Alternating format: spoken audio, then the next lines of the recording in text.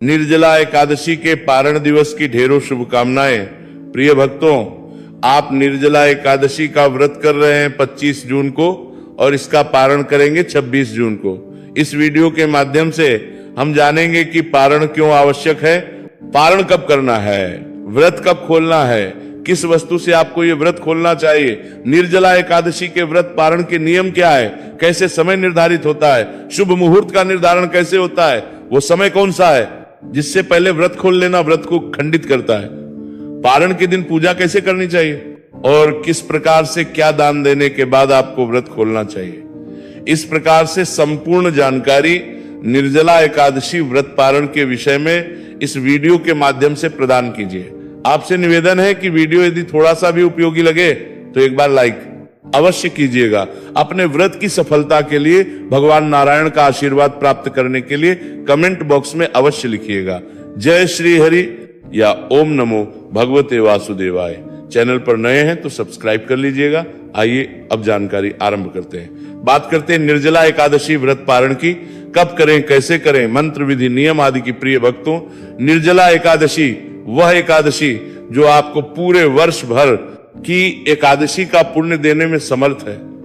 अर्थात इस एकादशी का व्रत पूरे साल के 26 एकादशी का पुण्य आपको प्रदान कर देता है। करना चाहिए, इसकी जानकारी मैंने आपको दी थी।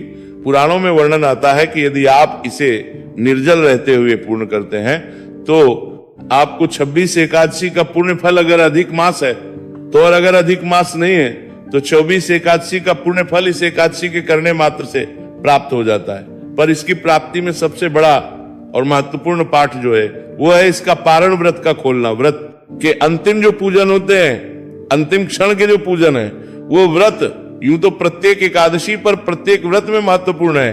अब कहेंगे पंडित जी ऐसा क्यों? क्योंकि इसका वर्णन आता है पुराणों में, शास्त्रों में। यदि आप व्रत को पारण किए बिना ही छोड़ देते हैं, किसी व्रत का पालन नहीं करते या एकादशी व्रत का पालन नहीं करते, तो आपको संपूर्ण पुण्य का केवल 30% पुण्य ही प्राप्त होता है। सोचिए, आपने व्रत किया है, इतनी मेहनत से भूखे रहे, प्यासे रहे, लेकिन फिर भी आपका 70% जो पुण्य है नष्ट हो जाएगा। केवल 30% पुण्य प्राप्त होगा अगर आपने पालन नहीं किया तो। इसीलिए आपको पारण अवश्य करना चाहिए और सही विधि से पारण करना आवश्यक है। अगर अनुचित विधि का प्रयोग किया जाए, सही प्रकार से व्रत का पालन ना किया जाए तो व्रत खंडित होता है। इसीलिए मैं सदा इस बात पर जोर देता हूं कि आपको व्रत का पालन करना चाहिए, सही विधि से करना चाहिए और सही नियमों का पालन करते हुए करना चाहिए। तभी आपको इतनी मेहनत के साथ जो व्रत करते हैं उसका संपूर्ण फल प्राप्त होता है। अब आप जानना चाहेंगे कि निर्जला एकादशी का जो व्रत आप कर रहे हैं इसका पारण कैसे करना है, पारण की महिमा क्या है, ये तो हमने आपको बता दिया। तो प्रिय भक्तों, निर्जला एकादशी का विधि विधान से पूजन आदि करने के बाद नियमों के अनुसार दिन को व्यतीत कीजिए। नियमों में प्रमुख रूप से है असत्य भाषण नहीं करना, झूठ नहीं बोलना, चोरी आदि कर्म नहीं करना, किसी की बुराई नहीं करना, परनिंदा नहीं करना। शांत चित्त रहते हुए दिन को व्यतीत कीजिए। सायंकाल को कीर्तन कीजिए, रात्रि काल को जागरण कीजिए। शयन काल और काल को जागरण करते समय भगवान के स्तोत्र पाठ सुनिए या पढ़िए। आपके लिए इससे संबंधित वीडियो हमने अपने चैनल पर अपलोड किया है कि कैसे आप रात्रि काल जागरण और दिन के कीर्तन के पुण्य फल को पा सकते हैं। और अगले दिन सूर्योदय से पहले स्नान कर लीजिए, अर्थात 26 जून को सूर्योदय से पहले स्नान कर लीजिए। अब यूं तो इसमें रात्रि भर का जागरण कहा गया है। जो लोग रात्रि भर जागरण कर रहे हैं बहुत अच्छा है, सूर्योदय से पहले उठ के स्नान कर लें। जो लोग सो रहे, हो सकता है कि आधी रात्रि तक ही लोग जागृत रहें, क्योंकि उसके बाद बहुत लोगों को ऑफिस जाना है, किसी को अपना व्यवसाय देखना है। तो सुबह सूर्योदय से पहले आपको अवश्य उठना है और उठ के स्नान आदि करना है। स्नान आदि करके वस्त्र धारण कीजिए, सूर्यदेव को जल दीजिए और फिर आपका जो पूजा स्थल है, जहां भी बैठ के आपने एकादशी की पूजा की थी, उस स्थान पर बैठ जाइए। कल के जो पत्र पुष्प आपने अर्पित किए हैं भगवान को, उन सबको हटाइए। ये सब जल विसर्जन में जाएंगे। कल का लोटा रखा होगा जल का, उस जल के लोटे को भी आप पीपल में अर्पित कर दीजिए या किसी अन्य पौधे में अर्पित कर दीजिए और उसमें अच्छे से उसको मांझ के गंगा जल युक्त जल पुनः भर लीजिए। पहले थोड़ा गंगा जल डालिएगा, फिर शुद्ध जल डालिएगा। जल भर के और आसन लगा के बैठ जाइए। जिन्होंने चौकी आदि नहीं लगाई थी वो चौकी लगाइए, भगवान को विराजमान कीजिए। उनके सामने घी का दिया रखिए, सीधे हाथ की ओर उलटे हाथ की ओर धूप रखिए। एक लोटा लीजिए तांबे का, उसको अच्छे से मांझ लीजिए। उसमें पहले थोड़ा सा गंगा जल भरिए, फिर शुद्ध जल भरिए और आसन लगा के पूर्व की ओर मुंह करके बैठ जाइए।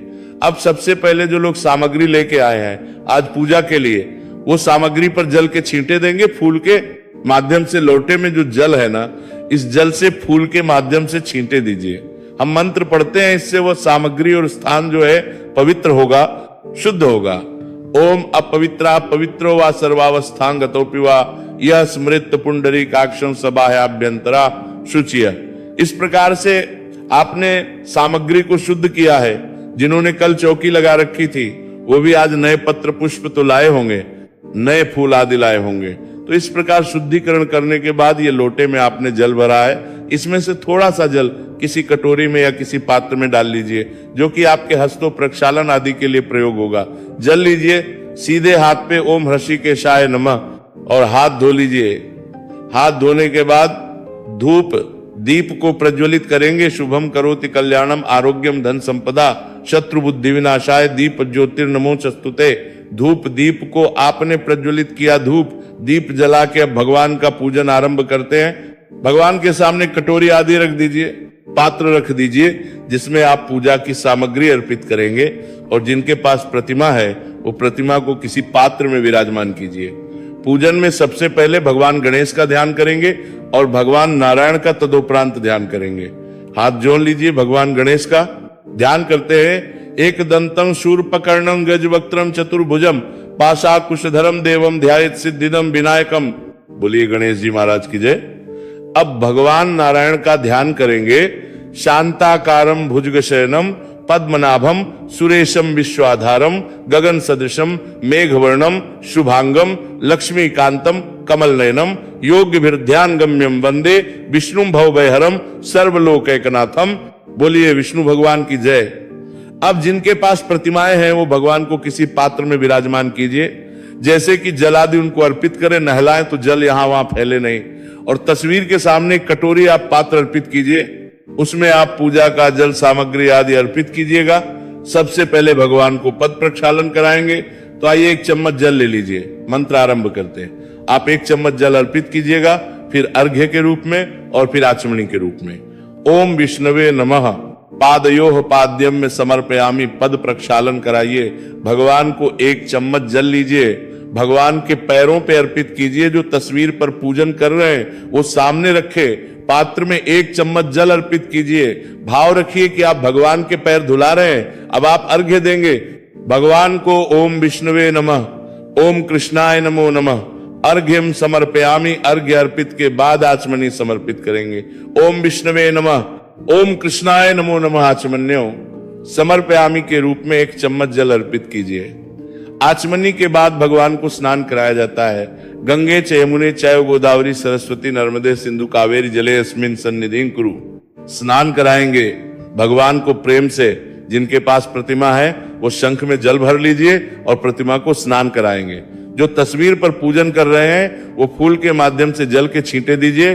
गंगे च यमुने चाव गोदावरी सरस्वती नर्मदे सिंधु कावेरी जले जस्मिन सन्निधिं कुरु। शुद्ध जल से स्नान कराइए। भगवान को शंख में जल भर के स्नान कराइए। गंगे च यमुने चैव गोदावरी सरस्वती नर्मदे सिंधु कावेरी जले जस्मिन सन्निधिं कुरु। अब आप पंचामृत से स्नान कराएंगे। पंचामृत बनाइए। कच्चा दूध, दही, घी, शक्कर और गंगा जल। शहद का प्रयोग पंचामृत में नहीं होगा। शहद जो है वर्जित होता है, ध्यान रखिएगा। तो आप पंचामृत को पुष्प पर लगा लीजिए जो तस्वीर पर पूजन कर रहे हैं, और पंचामृत इस प्रकार से अर्पित कीजिएगा। भाव रखिएगा कि आप पंचामृत से भगवान को स्नान करा रहे हैं, और जो प्रतिमा पर पूजन कर रहे हैं वो पंचामृत से प्रतिमा को नहलाइए। पयोदधिघृतम चैव शर्करायान्वितम पंचामृतम मयानीतम स्नानार्थम प्रतिगृह्यताम। पंचामृत समर्पित कीजिए भगवान को। पंचामृत से स्नान कराने के बाद पुनः शुद्धियों तक स्नान कराएंगे। शुद्ध जल से स्नान कराइए। ओम विष्णवे नमः, ओम कृष्णाय नमो नमः। स्नानम समर्पयामि, जलम समर्पयामि। शुद्ध जल से स्नान कराइए भगवान को। अब भगवान को पात्र से उठा लीजिए, अच्छे से पोंछ के आसन पर विराजमान कर दीजिए और भगवान को वस्त्र अर्पित करेंगे। वस्त्र के रूप में मौली का एक टुकड़ा तोड़िए और भाव रखिए कि यहाँ भगवान को वस्त्र अर्पित करेंगे। कर रहे हैं। ओम विष्णवे नमः, ओम कृष्णाय नमो नमः, वस्त्रम समर्पयामि यज्ञोपवीत। क्या होता है जनेऊ? जनेऊ लीजिए और उसको रोली कुमकुम आदि से तिलक कर लीजिएगा और फिर भगवान को अर्पित कीजिए। यज्ञोपवीत समर्पित कीजिए भगवान को। यज्ञोपवीत अर्पित करने के बाद अब आप प्रभु को इत्र अर्पित करेंगे। इत्र को फूल पर लगा लीजिए और भगवान को अर्पित कीजिए। ओम विष्णवे नमः, ओम कृष्णाय नमो नमः, इत्रम समर्पयामि। इत्र समर्पित करके प्रभु को तिलक करेंगे। ओम विष्णवे नमः, ओम कृष्णाय नमो नमः, तिलकम समर्पयामि। तिलक कीजिए भगवान को प्रेम से। तिलक करने के बाद पुष्प अर्पित कीजिएगा। माला है तो माला पहनाइएगा, पुष्प समर्पित कीजिए। ओम विष्णवे नमः, ओम कृष्णाय नमो नमः, पुष्पम समर्पयामि। माला है तो माला पहनाइए। अब आप भगवान को धूप दिखाएंगे। ओम विष्णवे नमः, ओम कृष्णाय नमो नमः, धूपम दर्शयामि और दीप दिखाएंगे। ओम विष्णवे नमः, ओम कृष्णाय नमो नमः, दीपम दर्शयामि। धूप दीप दिखाइए भगवान को। धूप दीप दिखा के नैवेद्य अर्पित करेंगे। नैवेद्य में क्या आपके पास फल है तो फल, मिठाई है तो मिठाई, मिश्री है तो मिश्री, बताशा है तो बताशा। ओम नारायणायण नमो नमः, ओम कृष्णाय नमो नमः। नैवेद्यम समर्पयामि। अब नैवेद्य अर्पित करने के बाद भगवान को जलाजमी कराइए। 1 चम्मच जल लीजिए। ओम विष्णवे नमः, ओम कृष्णाय नमो नमः आचमन्यम समर्पयामि और भगवान के सामने रखे पात्र में अर्पित कीजिए। जलाचमनी कराने के बाद तांबुल अर्पित करेंगे। पान का पत्ता लीजिए, उस पे 2 लौंग 2 इलायची 1 सुपारी रखिए और भगवान को अर्पित कीजिए। पूगी फल